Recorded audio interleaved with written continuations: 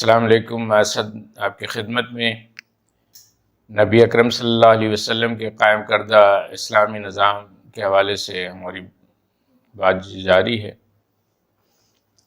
گزشتہ نشست میں ہم نے بات کی تھی کہ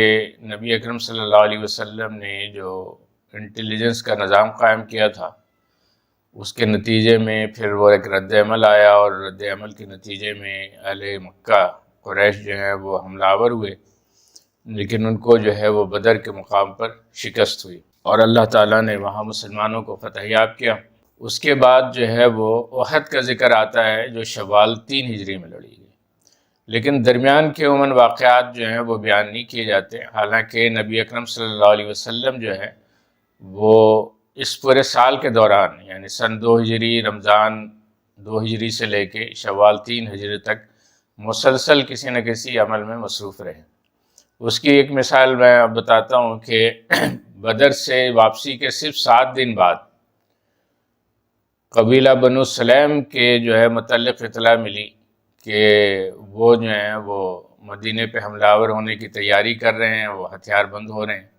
نتیجہ یہ ہے کہ آپ صلی اللہ علیہ وسلم نے ان کی طرف پیش قدمی کی، اور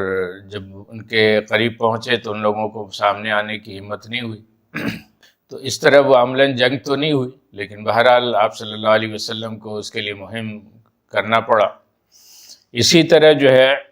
خود مدینہ منورہ میں جو بنی قینقاع جو یہودیوں کے قبائل میں سے قبیلے ہیں، وہاں ایک مدینہ میں واقعہ ہوا، اور واقعہ یہ ہوا تھا کہ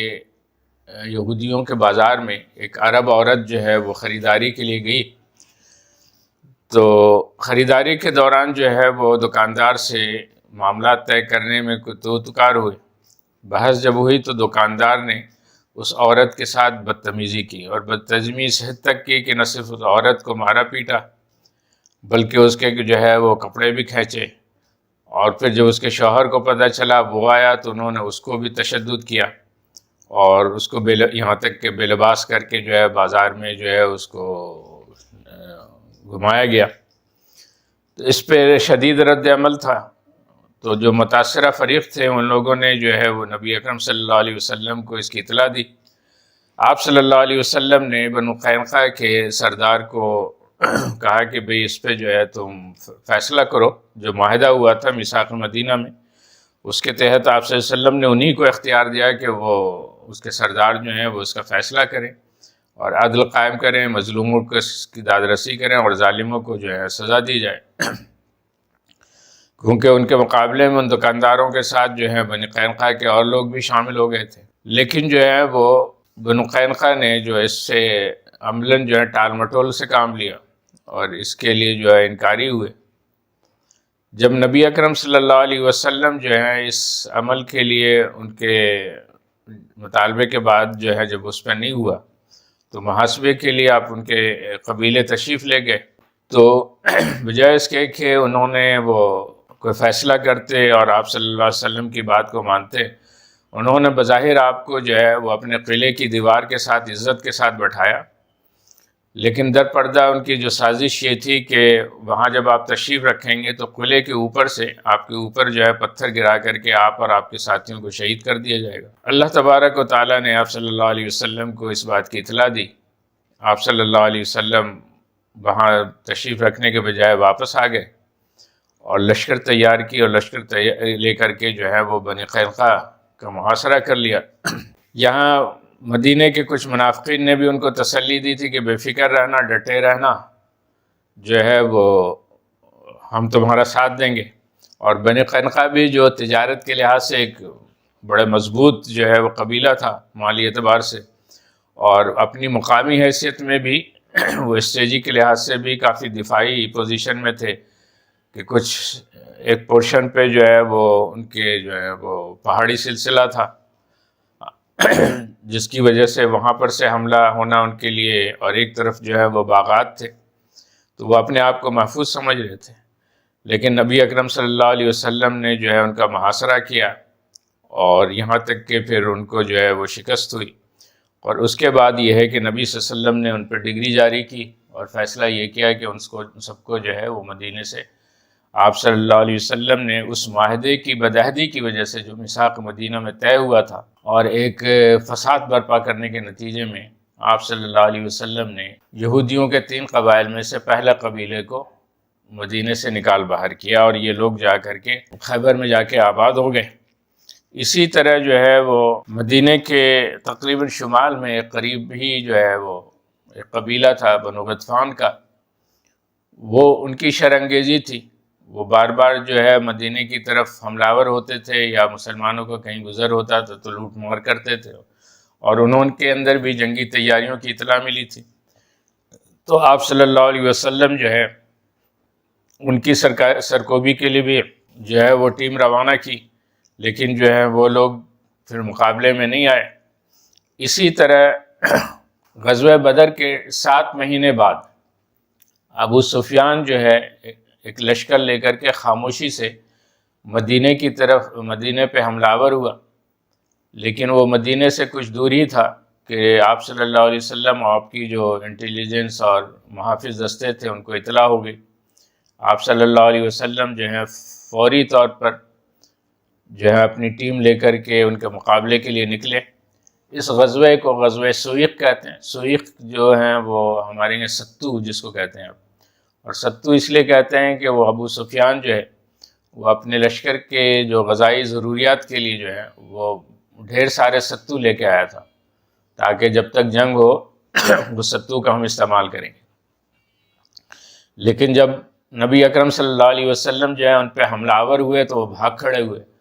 اب بھاگنے میں ان کے لیے جو مشکل درپیش ہو رہی تھی وہ یہ تھا کہ ان کے سامان میں جو سب سے بڑی تعداد وہ لاد کے لے کے آئے تھے وہ ستو لے کے آئے تھے۔ تو نتیجہ یہ ہوا کہ انہوں نے اپنی جان بچانے کے لیے یہ غنیمت جانا کہ ستو سے جان چھڑائی جائے، تو ستو کی جو بوریاں تھیں وہ پھینکتے چلے گئے وہ، اور وہ جو ہیں اس طرح جو ہے یہ جنگ عملاً لڑائی اس طرح تو نہیں ہوئی، لیکن بہرحال قافلہ حملہ آور ہوا تھا۔ آپ صلی اللہ علیہ وسلم اس کی تعاقب میں گئے اور اہل مکہ جو ہے وہ فرار ہو گئے ستو پھینکتے ہوئے، اس لیے اس کو جنگ سویق بھی کہتے ہیں۔ یہ مدینے کے نواح میں لڑی گئی۔ اسی طرح نجران کے کچھ لوگوں کو بھی جو ہے وہ کہ کچھ سرگرمیوں کا جو ہے وہ اطلاع ملی تھی، تو آپ نے اس کے لیے بھی جنگی تیاریاں کی۔ اور ایک اور مسئلہ جو ہوا وہ کعب بن اشرف کا تھا۔ یہ شاعر تھا اور یہ جو ہیں وہ نبی اکرم صلی اللہ علیہ وسلم کی توہین کرتا تھا اپنی شاعری میں، لہٰذا جو ہے اس کے یہ بھی ایک بغاوت تھی نبی صلی اللہ علیہ وسلم کا۔ ہمارے یہاں تو اس کو جو ہے صرف ایک توہین رسالت کے ایک ایشو سمجھا جاتا ہے، لیکن بنیادی طور پر یہ اپنی توہین رسالت کی ساتھ ساتھ یہ تھی کہ اس ریاست وہ اسلامی نظام کی سے بغاوت بھی تھی کہ وہ ایک ریاست قائم ہو چکی تھی اور اس ریاست کے سربراہ نبی اکرم صلی اللہ علیہ وسلم تھے، اور یہ سارے لوگ جو ہیں از روئے معاہدہ اور میثاق مدینہ نبی صلی اللہ علیہ وسلم کی اطاعت اور فرمانبرداری کے پابند تھے۔ لیکن یہ شعر جو ہے وہ بتا رہا تھا کہ ان کے اندر جو ہے وہ باغیانہ رجحان ہے، تو اس وجہ سے جو ہے وہ ان کے جو ہے وہ قتل کا حکم جاری ہوا اور یہ شخص قتل کیا گیا۔ تو اس طرح جو ہے وہ غزوہ احد سے پہلے یہ اس پورے 10 مہینے کے اندر جو ہے یہ چند بڑے واقعات ہوئے تھے، جس کا میں نے آپ سے جو ہے وہ اجمالاً ذکر کر دیا ہے۔ اب جو ہے وہ ہم غزوہ احد کے متعلق پھر انشاءاللہ پھر بات کریں گے۔ یہ سن 3 ہجری میں لڑی گئی اور یہ مدینے میں احد کے پہاڑ کے سائے میں لڑی گئی۔ اس کے لیے جو ہے وہ نبی اکرم صلی اللہ علیہ وسلم کو پہلے سے علم ہو گیا تھا کہ اہل مکہ جو ہے اس کی تیاری کر رہے ہیں اور اس پہ مدینے میں حملہ آور ہوں گے۔ آپ صلی اللہ علیہ وسلم نے اس کے لیے جو ہے وہ اہل مدینہ کا جلسہ بلایا، وہ ایک اس اجتماع میں لوگوں سے مشاورت کی گئی۔ اس میں یہ ہے کہ اکثریت لوگوں نے یہ مشورہ دیا کہ ہمیں شہر سے باہر نکل کر کے جو ہے ان کا مقابلہ کرنا چاہیے، اور کچھ لوگوں نے اس کی مخالفت کی اور ان کی رائے یہ تھی کہ ہمیں مدینے کے اندر بیٹھ کر کے محاصرے کی کیفیت میں ہمیں اپنے شہر کا دفاع کرنا چاہیے۔ آپ صلی اللہ علیہ وسلم نے اکثریتی رائے کو تسلیم کیا، اور اس ذریعے سے آپ صلی اللہ علیہ وسلم نے ہمیں ایک جمہوری عمل کو اور ایک اپنے معاشرت کے اندر جو ہے کسی فیصلے پہ پہنچنے کے لیے ایک طریقہ کار کی رہنمائی فرمائی ہے۔ جن لوگوں کی رائے اس کے برعکس تھی کہ ہمیں باہر نہیں نکلنا چاہیے، باہر نکلنے میں شہر کو خطرہ ہوگا اور ہمیں شہر کے اندر جو ہے وہ بیٹھ کر کے جنگ لڑنی چاہیے،